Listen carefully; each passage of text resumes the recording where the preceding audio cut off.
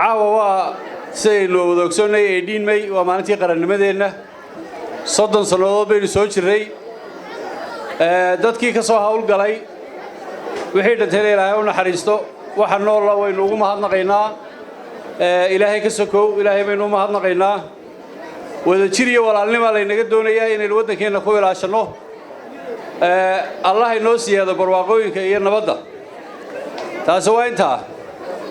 labadeena musharax waa laga hadlay annagu horaan u ogeyn idinkuna waaba soo doorateen oo idinka dhasheen oo waa ogeydeen intii ay naga maqneed iyo dadka aan ogeyn oo inaga media uga gudbinayna caawa way ka dhargeen anigu waxaan ka hadlayaa nin halkan ku dulman haddaan hortay laga hadal ayaan ka hadlay waa ninka diinka la yiraahdo halka ku sawir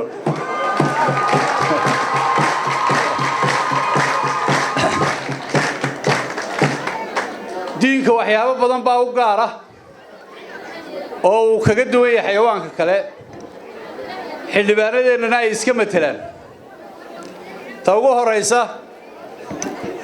weerarka iyo dulmiga way nacim biilo qolofta adag bay iskaga celiyaan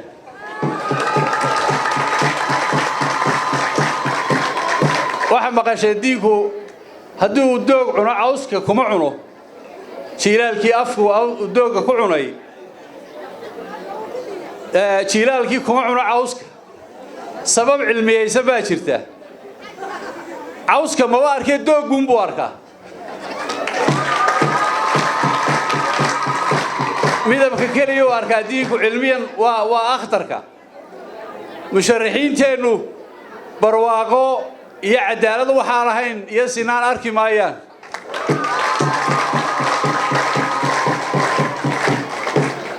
diinku wuxuu leeyahay sidaa idin u muuqda halkuu ku socdo kama jeesto ma baalay daymoodo